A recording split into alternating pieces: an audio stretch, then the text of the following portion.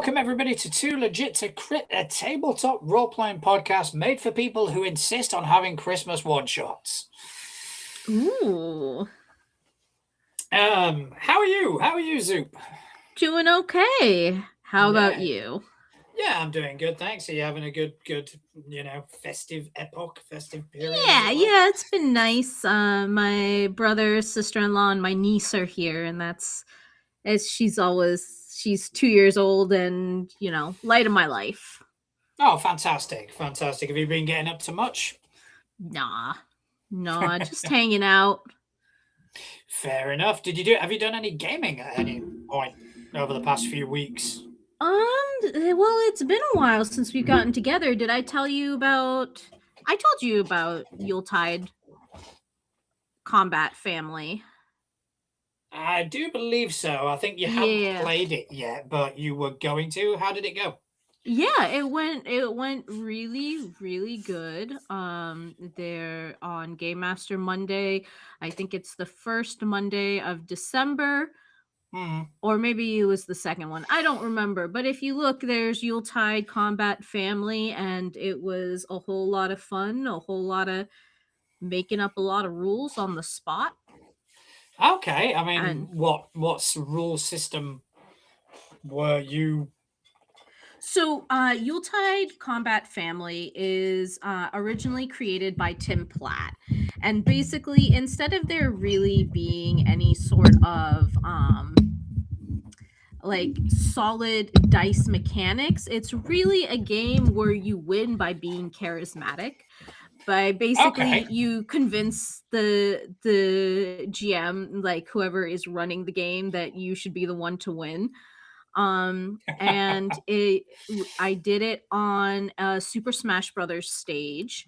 It's usually very holiday themed, so everybody brings two holiday themed people to the fight. Like it could be the Grinch from the animated Grinch, or it could be like a specific item from a specific year's JC Penney catalog, or things like that, or maybe even the JC Penney Christmas catalog, like something that is iconically Christmas holiday. Yeah, and especially Christmas. And it was weird, running it as a non-Christian, but for me, Christmas evokes memories of multiplayer video games. So I did it on a Super Smash Brothers stage. Basically had people roll D100s to see how much damage they did. And at one point, somebody got a fan, rolled a D20 to see how many times they hit with the fan. I don't know if you've ever played Super Smash Brothers, but it has like a very satisfying fan noise. And they hit 17 times, so they rolled 17 D4 to see how much damage they did. And yeah, it was a really good time. It was, I almost want to say like my favorite game of the year. So I deeply suggest, if you were ever to listen to a Game Master Monday episode, that's the one to listen to. That's the one. All right, and we have now been joined by Misfit. Misfit, how are you? I'm good. How are y'all? Yeah, good. Really good to see you. How's your Christmas going? It was good. I actually I got a custom set of dice for one of my home game characters, which is fucking wild. Like getting it for a stream character is one thing. Like I've had that happen before, but like a home game character where no one sees me play her on a stage or anything like that is really cool. Nice. And have you done any sort of Christmas themed gaming? I did, and it's out for viewership too. Like you can actually go listen to it. It's the Dewberry's Creatures holiday special where we played what game was it? It's based off Hallmark movies. Okay. Yeah, so it's a whole It's done kind of Power of the Apocalypse style where you get a playbook. Hmm. Um, Yeah.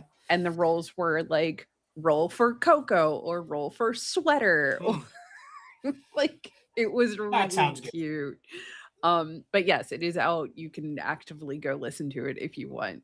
I recommend it. You don't need to know anything about the show to listen to it, which is really fun. It's a standalone episode. And Oh, that, it is our only not traumatic episode, and I will say that as well. well, I mean, yeah, you can't have traumatic Christmas.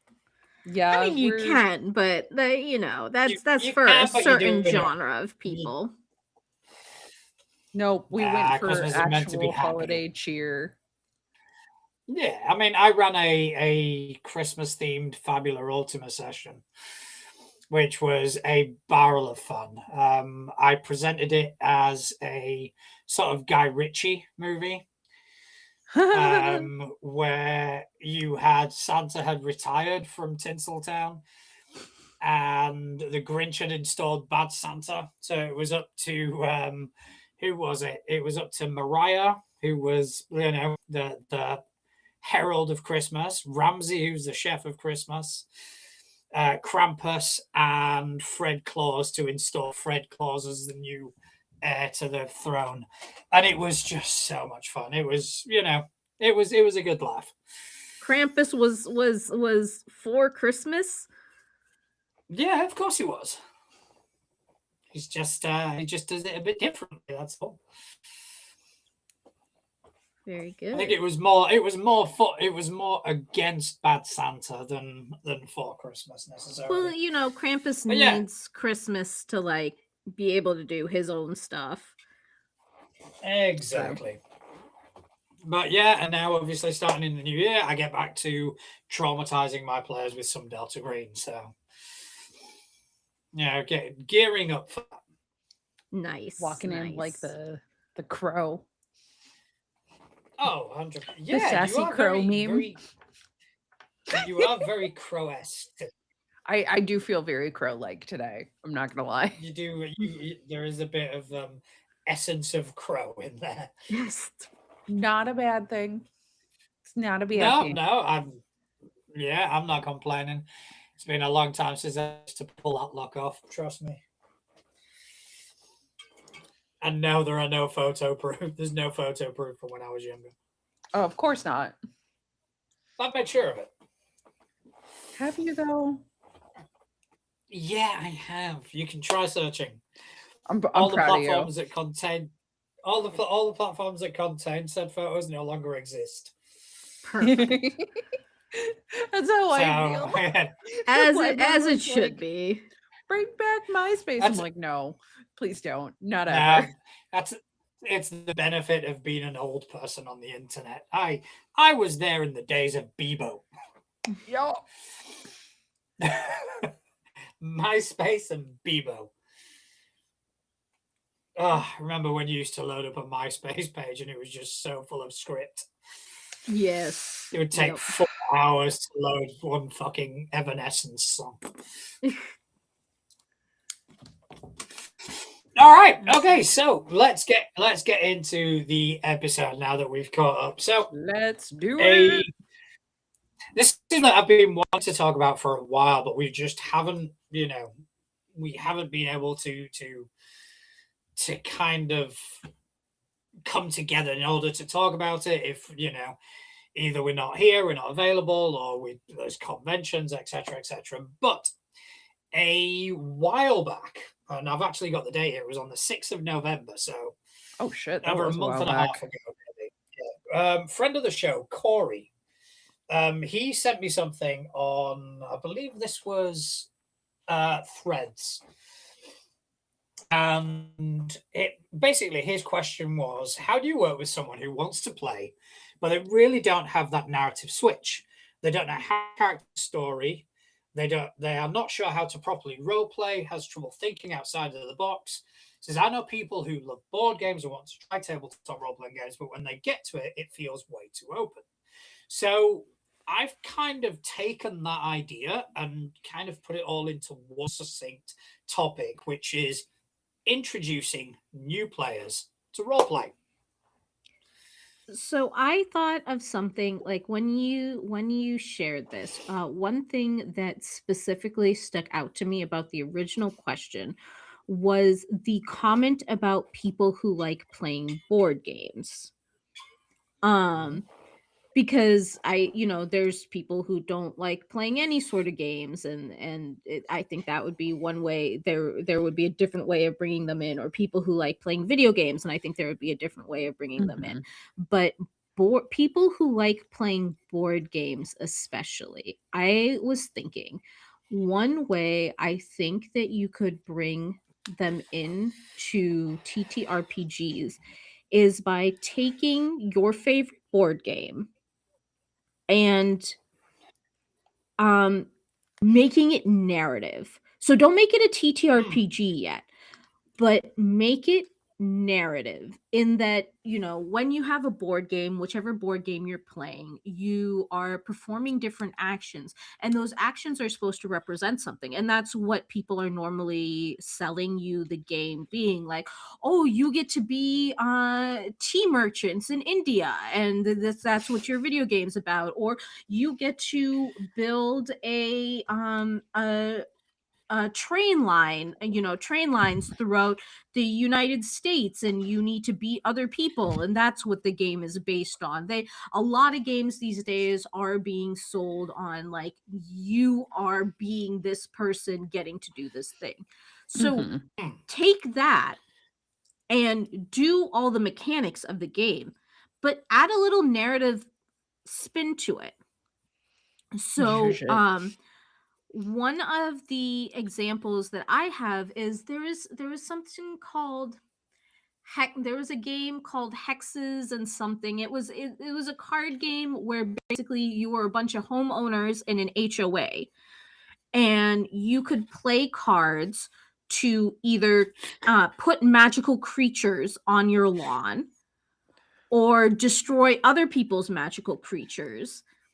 And the magical creatures that were on your lawn would have different um things. It's a lot like Unstable Unicorns and those kinds of card games. Hmm. And um I remember like playing it one time and like trying to put like a little story to it. So like I conjure up like a specific, like a shadow griffin, and like but like, so instead of just playing the shadow griffin card, why did you get the shadow griffin? Like, what is the story of your Hmm. family? Why did you get this shadow griffin? How do you get him to come live on your lawn? How does he now feel about the other neighbors? Like, what is the story behind his powers? Like, what is he doing with his power? Like, if the power is like he gets to zap um another creature off of another person's lawn. Put a little story to it until you build up this narrative using the mechanics of the game to describe what you're doing based on what the game tells you you are, and now you've got a feel for a TTRPG. That's a really good idea. Mhm. That is a really good idea. Obviously, it I imagine it works better on non-abstract type of board games, because for something like Yes. Snakes Yeah, and these are Ladders, these are specifically for the board games where they're like, this is the there is scenario a and you're narrative element. trying Yeah. to gain something like Oh, I played um Monopoly and everyone played Greedy Capitalist. Yeah, I Sorry. mean, I'd be into Fucking that. sorry. I I'm mean, you not. can Oh, you I can hate even it. do it with Settlers of Catan. My partner and I Yeah, were that's joking true. about it, how we would like if we were trying to trade things with each other, it'd be like, I will trade my son for your son's hand, and you must pay a dowry of like 3 brick and 2 sheep, and for that I will give you 2 wheat. That's actually an AP idea that that Misfit has just unwittingly come up with. We do a role play version of Monopoly, Oh. just like a role play. You It land would on. be a very like housewives of something type of thing. I feel like very cutthroat. Every time you land on something, if there is an interaction, you have to play out the interaction. If you land on go to jail, you have to tell people why. You know, what you do, what have you done? Like, you know, one of the other players can pretend to be the cop and arrest you and shit like that. When you land on the just visiting jail, you have to play out who you're visiting. You have to play out that scene. It's like, and you're just a bunch of mob families. You're just a bunch of mob families trying to stab each other in the back. Fucking gangs of New York. Yes. Yes, Mr. Top Hat, you are going to rot here in jail. Well, yes, I invite you to Atlantic Ave. Luckily, my family has been building up all of the. It's a shitty place, but we've got some great hotels, and you have nowhere else to go. I think that sounds like a really good fucking idea. Jokes aside. Either that or what's the other one? It was kind of like a Monopoly knockoff. It was Hotel or something like that. I have no idea. I haven't heard of that. Let me have a look. See if I can find it. It was a similar sort of greedy capitalist sort of game, kind of like Monopoly, but it was a lot more straightforward. You could even do it with a game like Don't Wake Daddy. Like, right? Like, while you're like rolling these things, like just narrate, add a little bit of narration to like how you're creeping and your asshole sister left like a squeaky mouse on the step and you step on it. The fucking dog. It's the fucking dog toys. Yes, exactly. How do you sneak back into the house without waking up your dog? Okay, so Hotel is a dimensional real estate game created by Milton Bradley in '86. Isn't it the same people who created Monopoly? Milton Bradley created Monopoly, but was this just in the UK? I'm not entirely sure. I'm just bringing up the wiki now.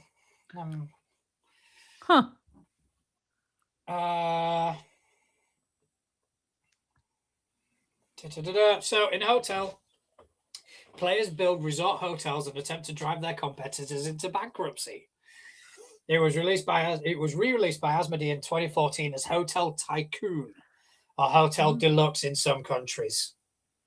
Oh my god! I like that as like rich crazy Asians like playing. I would love an all Asian cast playing crazy rich crazy Asians, all like trying to like one up each other and like drive the other hotels into bankruptcy. Oh my god! You could do that, but like pretend it's like a Vegas mobster sort of grab everyone trying to make. I think that could work. Yeah, that is just Vegas the game, ain't it? Yeah. Every player is a mob family. Yeah. You like come up, you're like, oh yeah, I got Madonna to come do a residency at my hotel to like Yeah, and then, if something bad happens and, somebody gets whacked, I like it. Go sleep with the fishes. I'm going to write that. I'm going to write something. And I think that's a brilliant idea. But I do, but going back to the original thing, I think that's a really good idea for like board game. The sort of leap between board games and tabletop role-playing games, I think that is a really, really good sort of way to do it.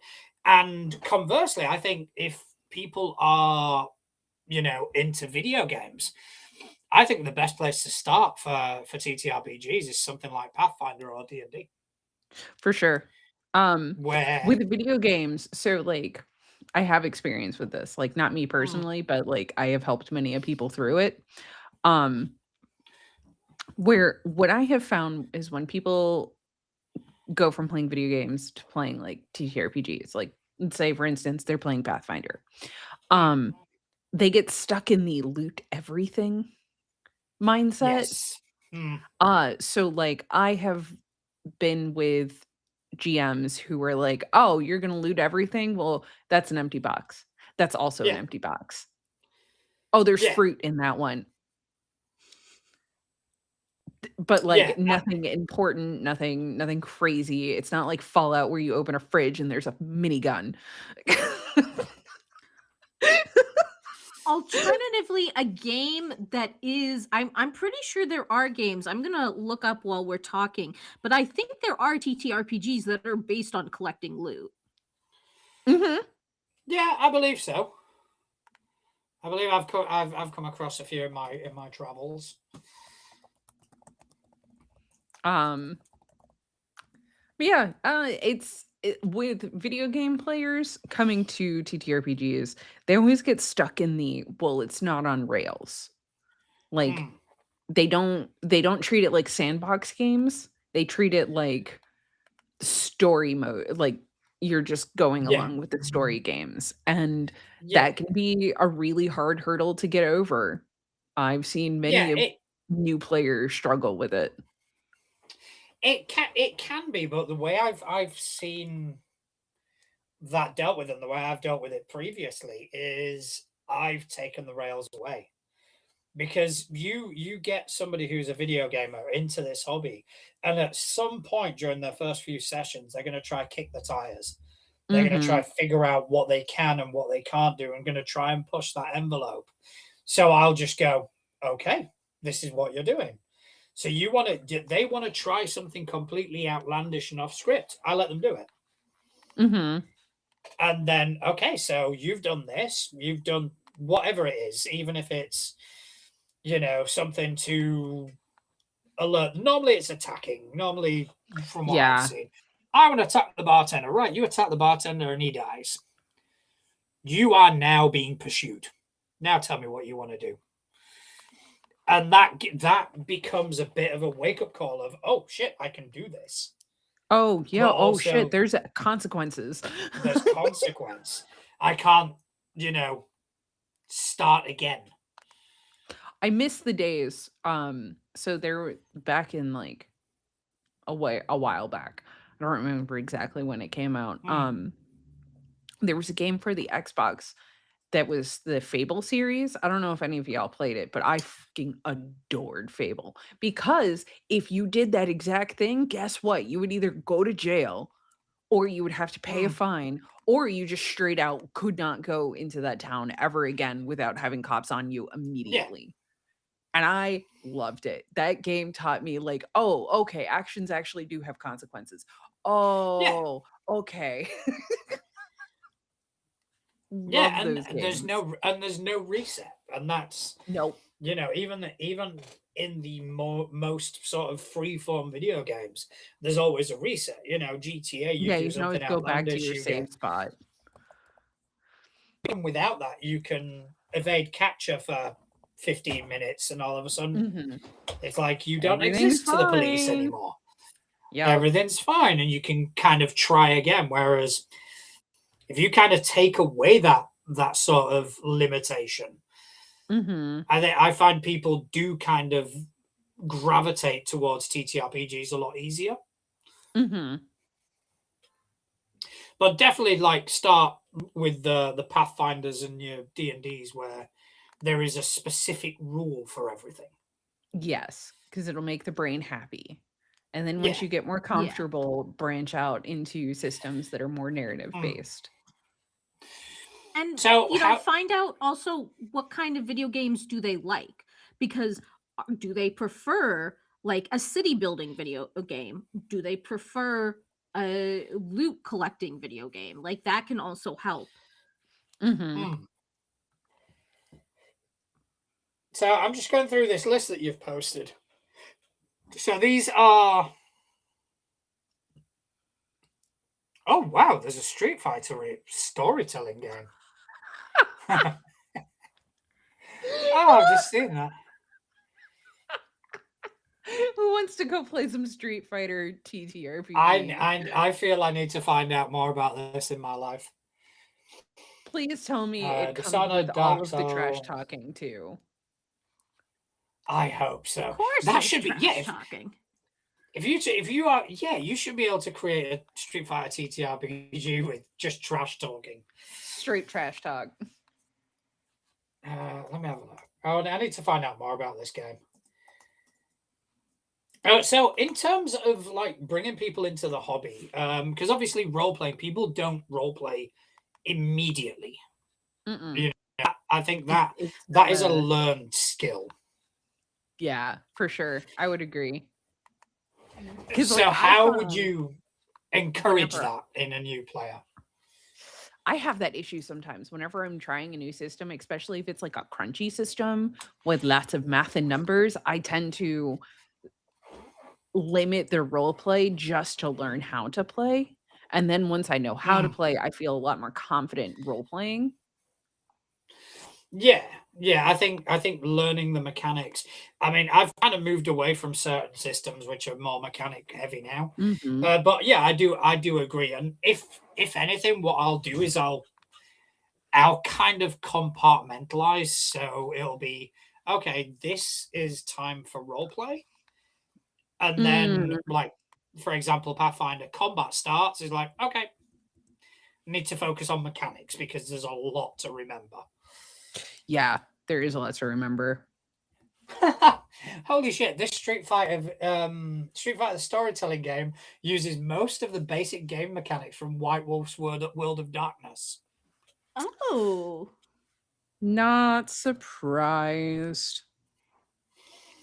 I think in terms of learning to role play, I think that there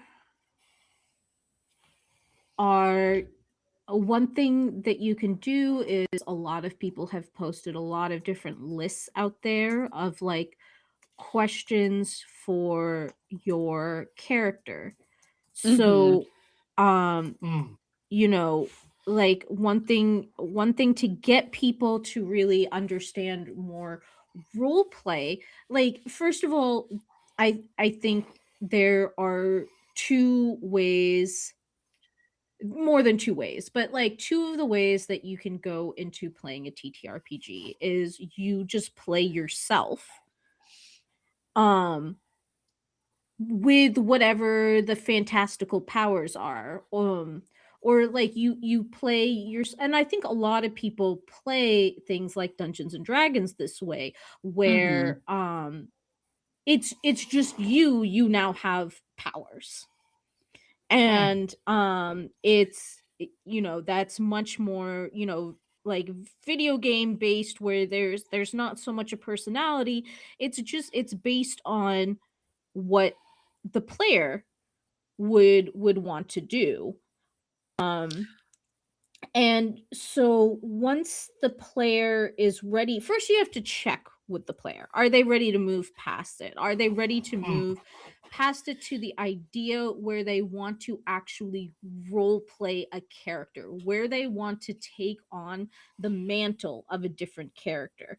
And then if that's the case, you want to walk them through making their first character and be like, okay, well, what are some of the things that you might want to take into account when you're creating this character? So, like, one of the things is like, what do they base their decisions off of?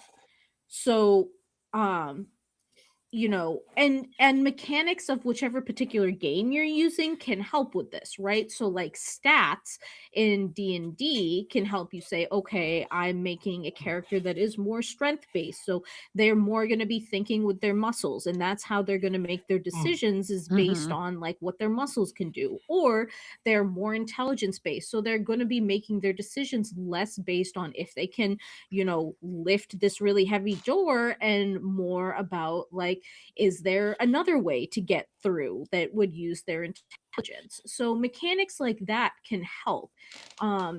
In masks, the things savior, superior, danger, mundane, and freak all tell you about how the character feels about themselves, Mhm. how they and how society views them. So that can help a little bit, but you can also just ask, okay, take away all of those mechanics, and the character that you're creating, what are 3 or 4 key back like history pieces to the history of this character that um Hmm. make them what they are. So like if I Hmm. were to just look at myself, what are some things that help shape me, right? Like I would say, okay, bullied as a kid. Open So that tabs. has a huge amount on how I relate to the world, is like heavily bullied as a kid. Gifted child also has a huge amount to do with how I view the world. Growing up upper middle class also changes how I interact with the world. And then like a huge amount of empathy.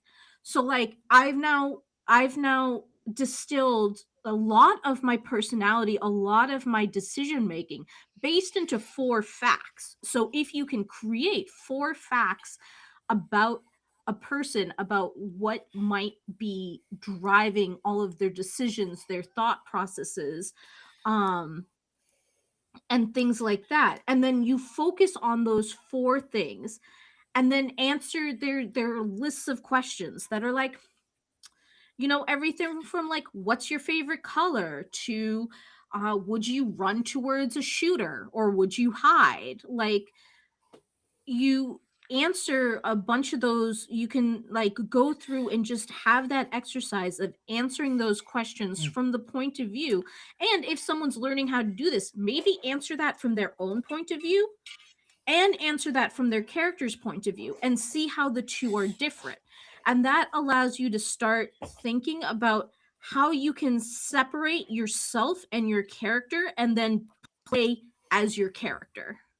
I Hmm. always, um, for players who are trying to learn, or who are just branching out to playing a character that is opposite of them or whatever, um, I always tell them to take your favorite video game character, or take your favorite like Hmm. TV character or movie character or whatever, and pinpoint exactly what you like about them, and then just embody those things.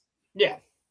It gives you a really nice touchstone, so you can, instead of like having to pull it all from your own experiences, because some people might be lacking those experiences, um it helps them get into that mindset. So like, let's say you're playing a gritty cop. I've never been a gritty cop. I don't fucking know what that's like. However, I do love cop dramas. Yeah. And I have several characters that I could be like, oh, I want to be like Jennifer Drew from Criminal Minds, because Hmm. she's a badass and wields gun and is super smart and I love her. So like like if I was to build a gritty cop, that would be my archetype. Yeah. Mm, Yeah, I think that but having touchstones is hugely important to be able to kind It's of go, right, what sort of character or what, think of anything, think of pop culture, think of anything you've seen. mhm. What character do you think you would like to play?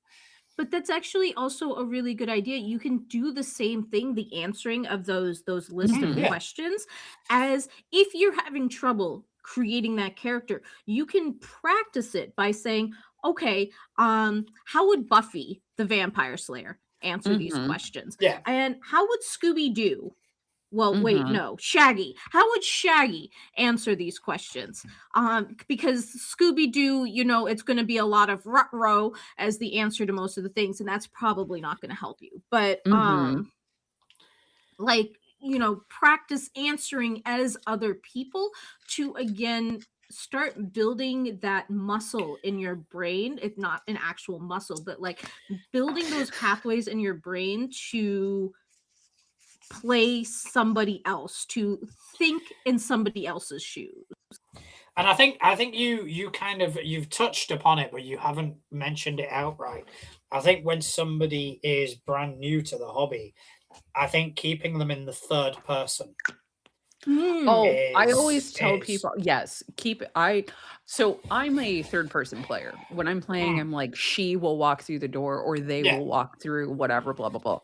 And I do that because I get really bad character bleed if I do it from the first person. yeah, Um, I will get seriously bad character bleed. So mm, there is a level to like understanding how you are. as a player, and you will learn that over time. My little baby players, you will learn that, I promise. And I do recommend trying all the different ways of like approaching a scenario, being like, oh, Mm. they are, or hey, I'm going to do blah blah blah. Yeah. I And if recommend I'm trying it in different ways. and What if I I'm a tell people, player, if I'm a player with somebody, I will always address them in the first person. mhm. That I don't expect them to answer me anything that they're not comfortable with, but at least if I'm addressing them in the first person, that Yeah, it will also start depends to if to we're wire those synapses. in a scene or Mm, like if our two characters are interacting. So like for example in Vampire with No Name, our coterie interacts a lot, and my character will address the person by name, be like, mm, Jeremy did blah blah blah, or yeah, Ash was doing yada yada yada. Um and that just helps reaffirm character names for yeah, me. But it also pulls them, if like for example, if they were on their phone or something while they were off scene, it pulls them back into their character space mm, and gets them at the table. yeah, And you can also, if you're starting out, you can start by saying, okay, Barbara wants to indicate to this bartender that she's really serious. And I mm, think that she does it by doing this. I think she picks the gun up that she's left on the bar, and she picks it Mhm. up, she puts it towards him, and she says something like, I don't have a choice in the matter. mm, You have to do what I say, or I'm going to have to do something to you that I don't want to do. And then, so first you're saying what your intention is, then Mhm. you're having your character do some actions, and then you're not saying that this is exactly what she says, but you're saying mm, this is something similar to what she says. This is yeah, how she's getting the thing across. And so now, you do each thing one at a time. Like you mm, practice each thing, and it's okay if at first you're like, okay, well, Ruby, wants to tell everybody that she thinks the best way to get over the river is this way. And yeah, then, you do that for a couple games. And then after that, you say, Ruby says, "Hey, I noticed that there are these vines over here, and we could use them to tie up those logs that are over there." And just slowly practice getting into that mindset of talking to somebody else. yeah. I think it is a gradual thing. I don't think anybody kind of comes into their hobby all of a sudden.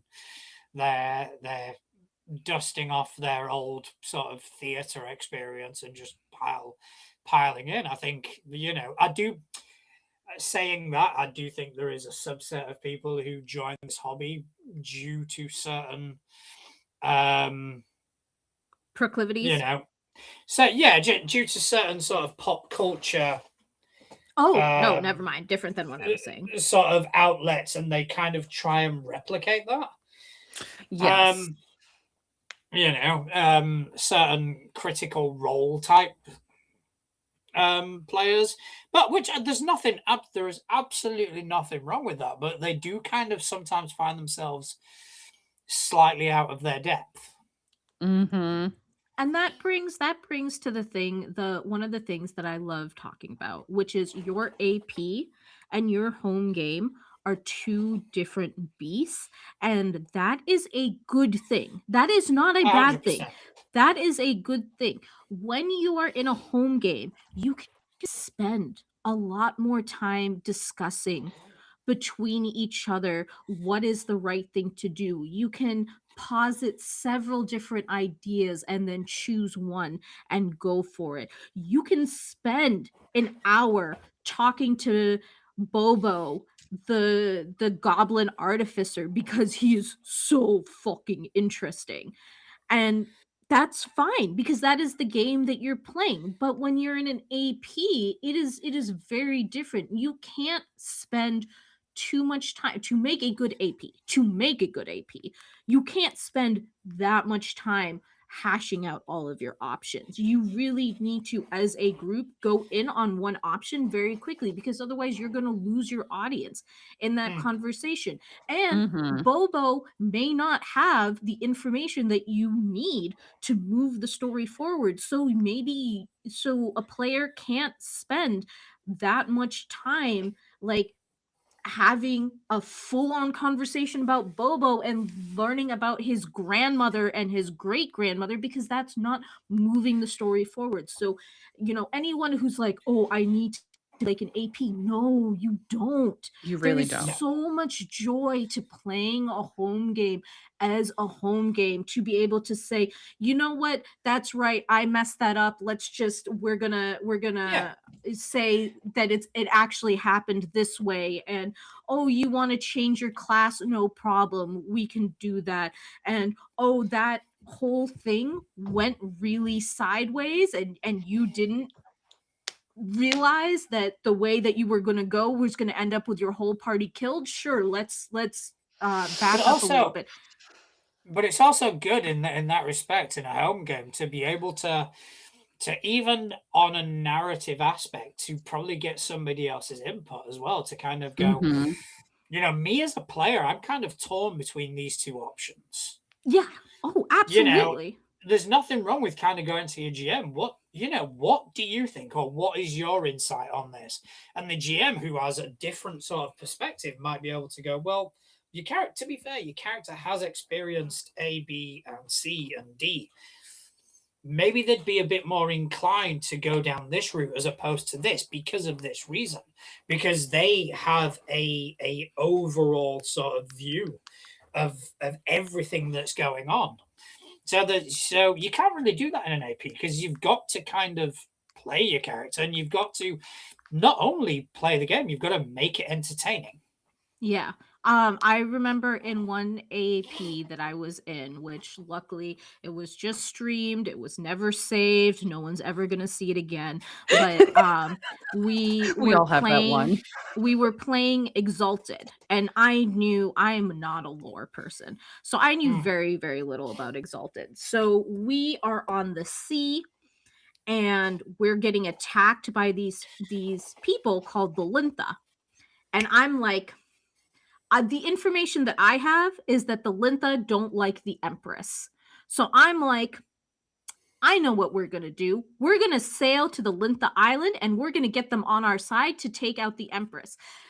Later on, I find out that no sane person would do that, because they're cannibals and they eat everybody.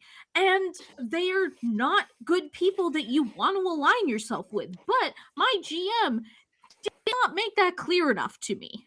So anybody who's like watching this AP and like knows anything about Exalted is like, this is the craziest. And it literally ended the campaign, because the GM was like, I have no idea where to go from this. Like, you are making friends with the cannibal pirates. Like, I don't understand how to move this forward. I've got about would have been better as a home game. Right now, you said that, I've got about 7 avenues that could possibly take. I'm like, yeah.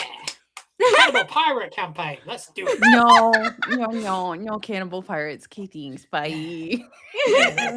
All right, you are all okay. So we're gonna roleplay your first consumption of human flesh. Let's see how that plays out. And this is why people have limits. Yeah. But like, okay, for example, this is a great point where like, if your character has a limit, but everyone else has like, are down to do the do, you can just have your character walk out of the scene.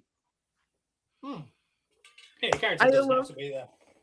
Like, yeah, if you get to everyone an else inn, is cool with this, I'm not. I'm out. Bye. If you get to an inn and everyone is eating Aarakocra wings, it is okay for you to say this is cannibalism and walk out. Yeah, for sure. 100%. You're not the weird one for doing that. No. I'd still roll with it. I think it'd be fun. You're like, yep, let's do it. Okay, that's what you want to do. That's the way the play. But it really does squick me in real life. Like, the idea of it squicks me so hard. But I could maybe do it in character. Maybe. You know, the Mm, players wanted to go down that road. Let's do it. I mm, I am one of those GMs mm. that if you say something and I go, "Oh, that's going to be fun," I'm in. I don't give a shit how much it derails the campaign.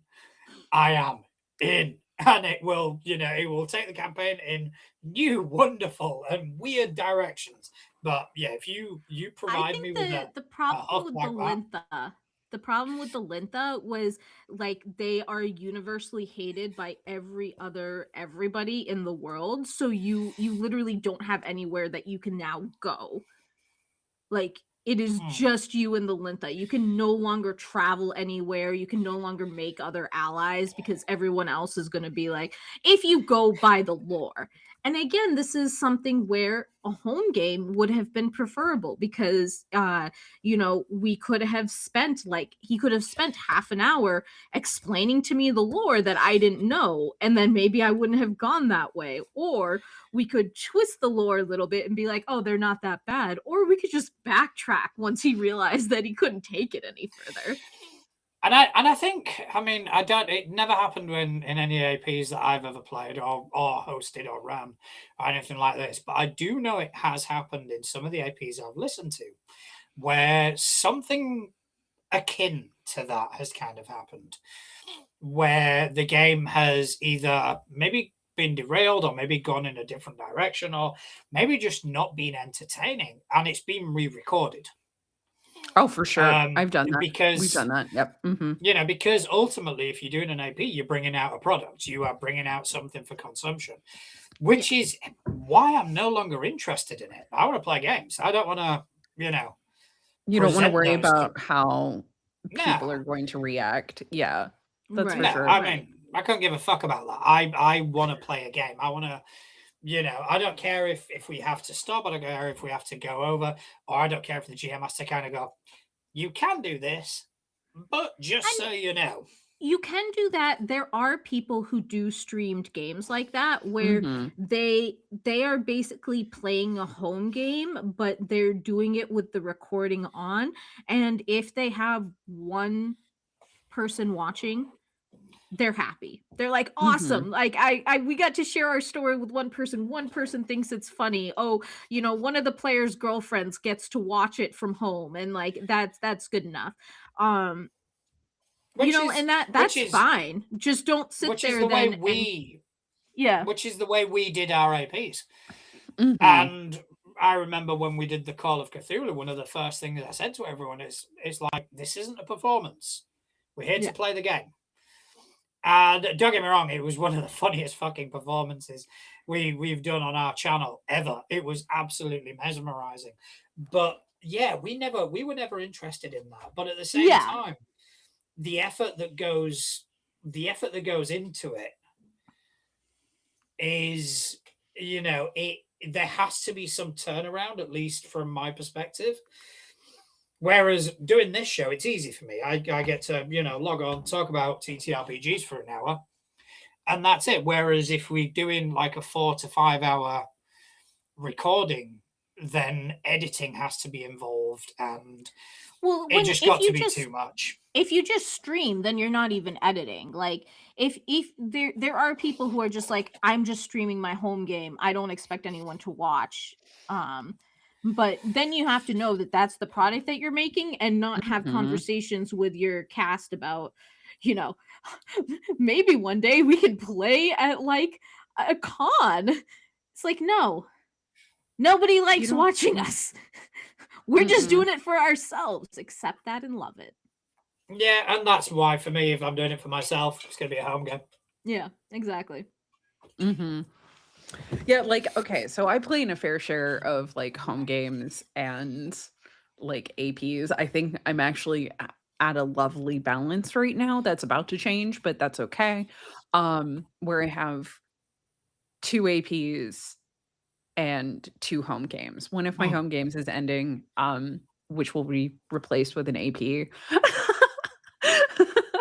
But that's okay. And then I've got but, like, my home game so, like, in my home game, I can explore themes that I wouldn't bring Yeah. Hmm. to a game. No. Mm-mm. Um, like the character that had custom dice made, first off, these dice are fucking gorgeous. Yeah, Look at let's have a that. look. Oh, they're pretty. Yeah, Yeah, definitely Like, like them. very nice. like look at those. They're amazing. Gorgeous. But her story is quite dark. It's not great, and it could be really triggering and traumatic for some people, which is again a theme that I can explore with her outside of an AP and not traumatize an audience. Because I Hmm. love not traumatizing an audience. Now, if you're gonna listen to Vampire with No Name, you're gonna get traumatized, but you're signing up for that. Yeah. Yeah. Like at this point, I can talk about it. My character's fucking eco terrorist. Like, That's actually another really good point. Is one thing to know when you're making home games. So this is true for APs and home games. Is that you need to know what kind of tone you want to mhm, play Hmm. in, and everybody mhm, needs to agree. So Yeah. like if it's just like um if everybody but you is coming into it like we're playing on a Thursday night, I just want to unwind from work and beat up some orcs, and you come in and you're like, I need to explore this deep, dark, traumatic story, it's gonna suck for everybody. And I am Hmm. telling you this from personal experience. I think I have mentioned this You game have, yeah. before. Yeah.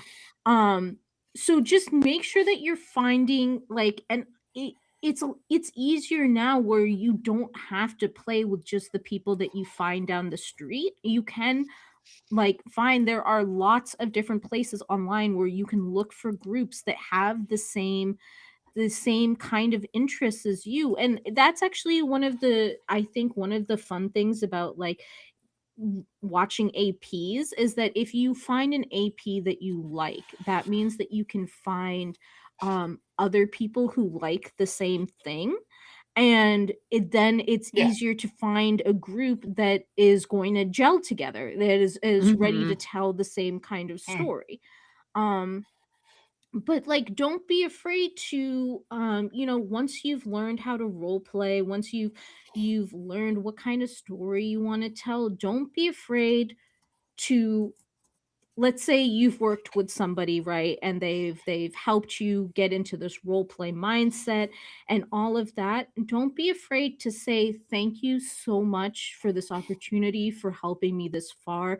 Now I want to tell a Hmm. story that I don't think that you and I align on.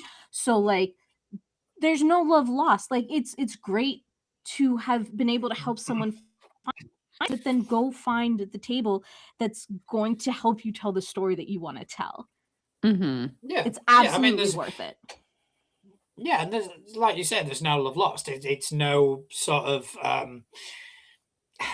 it, it's not an insult to turn around and kind of go, yeah, this game's no longer for me, you Yeah. know, mhm, or this system, I don't want to play this system anymore. I'm not interested in this game.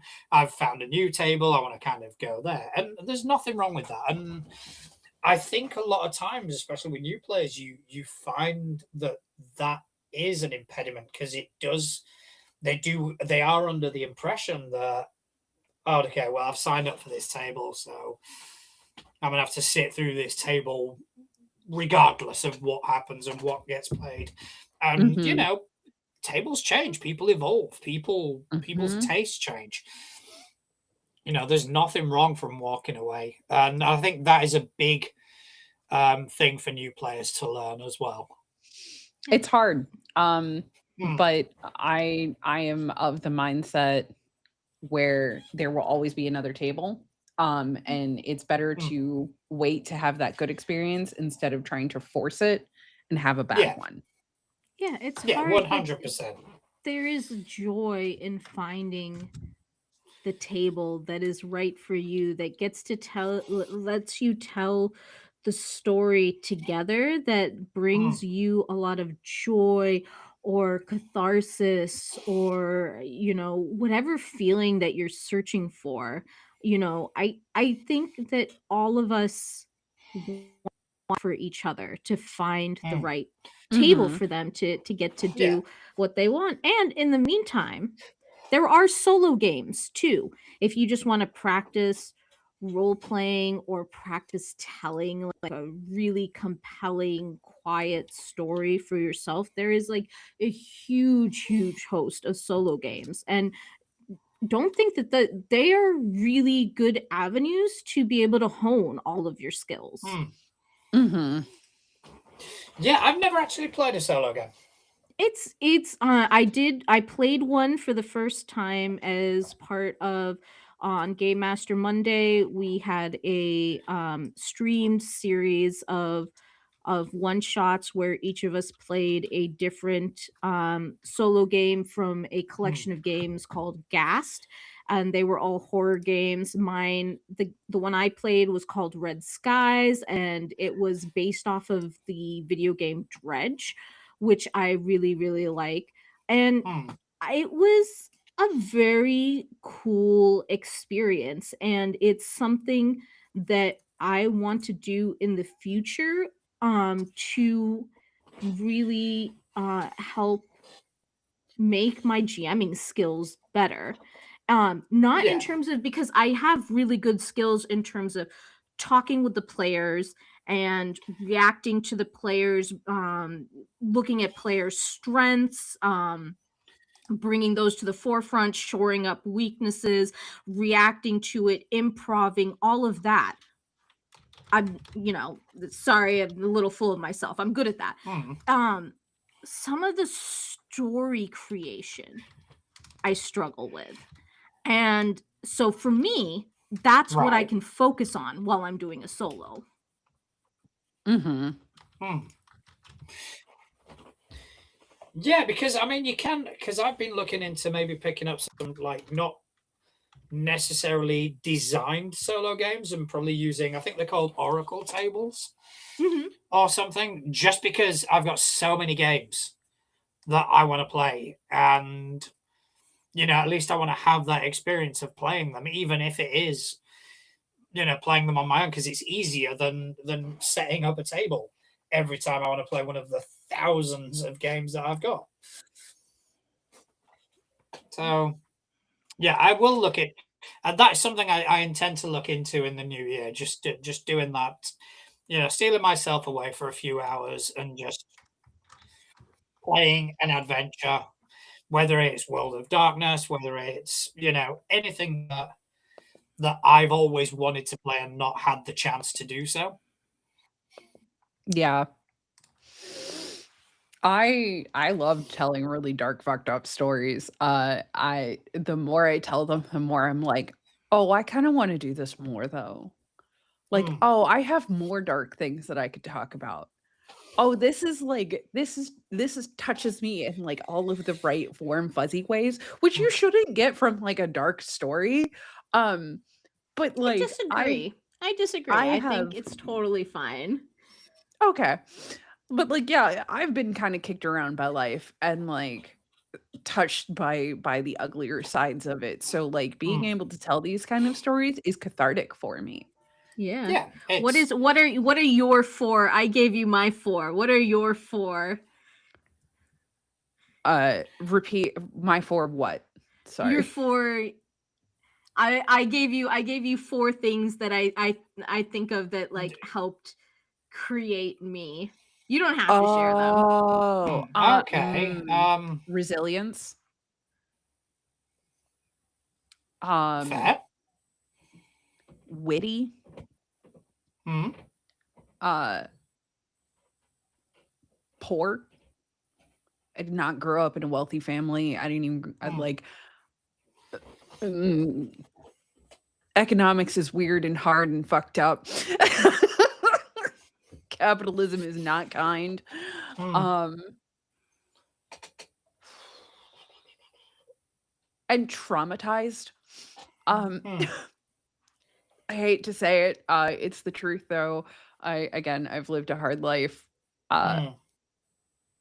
So I don't mind telling those stories because like I've been through it. Now I'm just like, this is cathartic. So instead of, dealing with the horrible situations that I had to deal with and I couldn't do anything about, now I'm like, oh, you want to do this to me? Well, I'm gonna set you on fire. Which I think is 100%. an appropriate response in all sort of The slightest inconvenience, we just burn it down, right? Like that's what we do. I don't see anything wrong with that. Yeah. I see that as a perfectly justified and reasonable response. I'm trying to think of my 4 things. I don't know what would define me. Do you think being a Spaniard in the UK? Yeah. I think being dual nationality has definitely provided me with adaptability. Mm-hmm. That's a good word. I think being able to adapt to my surroundings and be sort of chameleonic in nature kind of probably does stem from that. Does stem from that. I think obviously I've come from a more working class sort of background. I think the service industry has definitely shaped me. Yeah. And kind of added on to that sort of ability to adapt and mold and fit myself into wherever I need to be. I'm 100% one of those people that believes everybody should have experience. Yeah, definitely. I think service class type field. I think the ability to be able to read people and the ability to be able to meet people on their level is something that can't be understated, and it's something that does require a lot of practice and a lot of training. So that, and I think one thing that has defined me in my life is probably my previous addictions. Oh, for sure. That 100% covers traumatized. That goes underneath that. So yeah, I think this ended up being a lot more introspective than we expected. Thank you, Zoop. Hey, next week, get to know. Next week, we're gonna deep personal level. On this episode, we are gonna make each other cry. Yeah, I do that all the time at like my home table. I have made them cry. Is that through fear or just through? No, through sadness. I hit them in the feels so hard. Nice. I was like, "Oh, you have a soft tender spot? Let me stick my finger in there and wiggle it around." I love the high pitch. Wiggle it around. I just want a clip of that just to randomly throw at people. You've got it. It will be up on YouTube as a short. Nice. 100%. And I think on that note, it is about time we brought this to a close. It's been absolutely fantastic catching up with you. So if guys just advertise. Time to plug. Listen, it's the end of the year. I don't know, you can find me Game Master Monday. Love talking to y'all here. You know about Convention Zero. That's coming sometime in the spring. Let's play a game sometime. You want to play a game? You hit me up. Fantastic. What about you, Misfit? I am everywhere. Hi. I'm Misfit. I'm everywhere. Follow me. It's much easier for you to follow me on the socials to keep track of what I'm doing instead of me trying to remember everything that I do, because like, oh God, I do too much. I will say Vampire with No Name is out. We have several episodes out. They're phenomenal. We are very proud of the work we do. So go ahead, give that a listen. We love you for it. And I will be doing a lot of stuff in the future with the Old Ways podcast. Amazing. I think because next year is going to be the first episode of 2026, next week, sorry. I think we should do 2 things. I think we should do New Year's resolutions, tabletop role-playing game related resolutions. And I also think we should do best of 2025 Okay. I think best and worst of 2025 and New Year resolutions. I think that should be next week's episode. Sound good? Sounds good. Sounds good. All right. Looking forward to it. Hope Me you're all here too. for it. All right. As for me, you can follow me on most of the socials. I am trying to be a bit more active these days. Not entirely succeeding, but we'll see what happens in the new year. It may be a New Year's resolution. So come catch us next week where we'll be talking about those resolutions. We'll also be bringing our favorite things TTRPG related for 2025. We won't worry about our least favorite things. We don't do negativity. We can't be fucked. So I do want to say thank you to Super Misfit for joining me this evening. I want to say thank you to everyone who joined us in the chat. It's great to see you guys. I want to say Happy New Year to everybody and look forward to seeing you in 2026. And most of all, thank you to everyone who's taken time out of their busy day to listen to us waffle on about tabletop role-playing games. Thank you very much. Good night. Bye.